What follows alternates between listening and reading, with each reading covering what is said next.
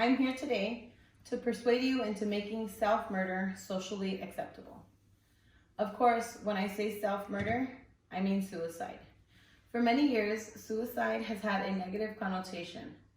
Why is it so preposterous for people to accept that not everyone wants to live on this earth? That not everyone has the ideal life, family, or mental health? My goal today is not to encourage suicide or self-harm, but to give a more in-depth look into suicide as a valid form of death. According to the National Alliance on Mental Illness, 1 in 5 people suffer from mental illness each year, a debilitating condition both physically and mentally. For some, suicide is the only way out. First, I will start with suicide and the many myths surrounding it and religion. Next, I will ask you to see suicide as a selfless act instead of a selfish one. Lastly, I'm going to tell you about who a suicide loss survivor is and how suicide affects them.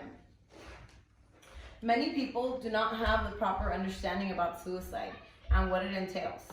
I hope today to give you a better understanding. In many cultures, suicide is a taboo topic because it is thought to be condemned by the many religions around the world. According to Rabbi Joseph Ozarski on Suicide and Religion through the PBS network, he states, all human sin is forgiven. Churches are now looking at suicide in the medical realm as opposed to the moral realm.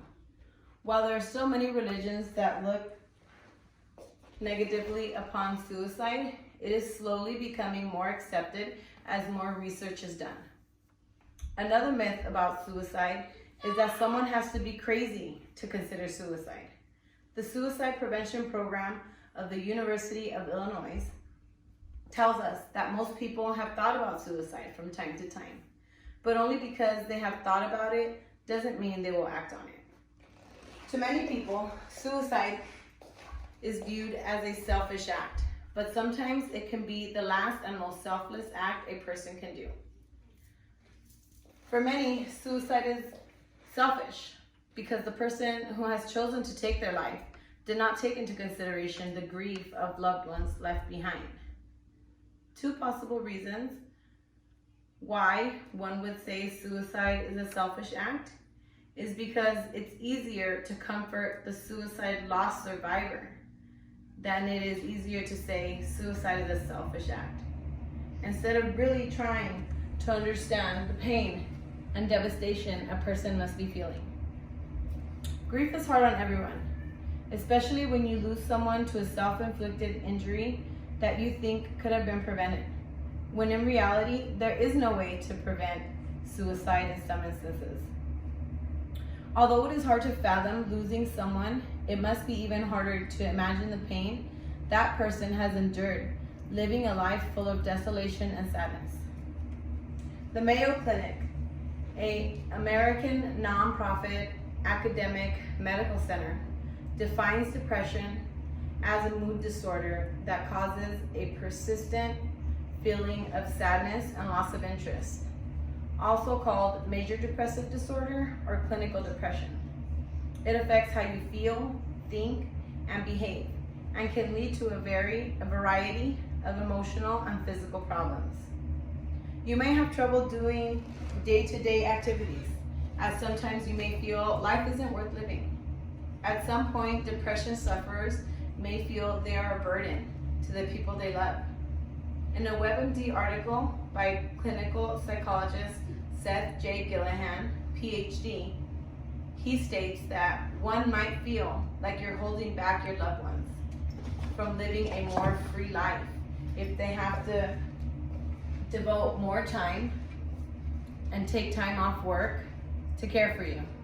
Maybe you feel that others are having to pick up some of your responsibilities.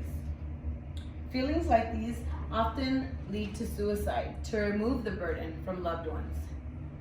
In a journal article by the National Alliance on Mental Illness, Jean Milano shares a story about her husband Steve's suicide.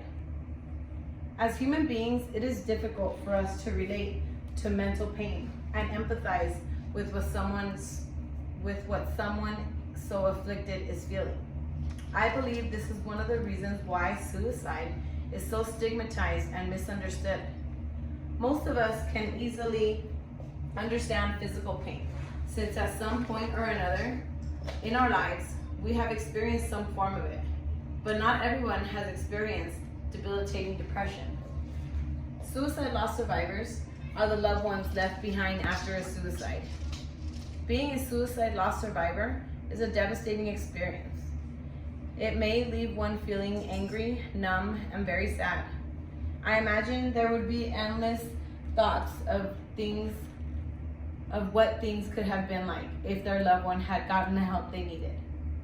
Unfortunately, stigma, shame, and isolation can be feelings a suicide loss survivor can experience, which is unfair.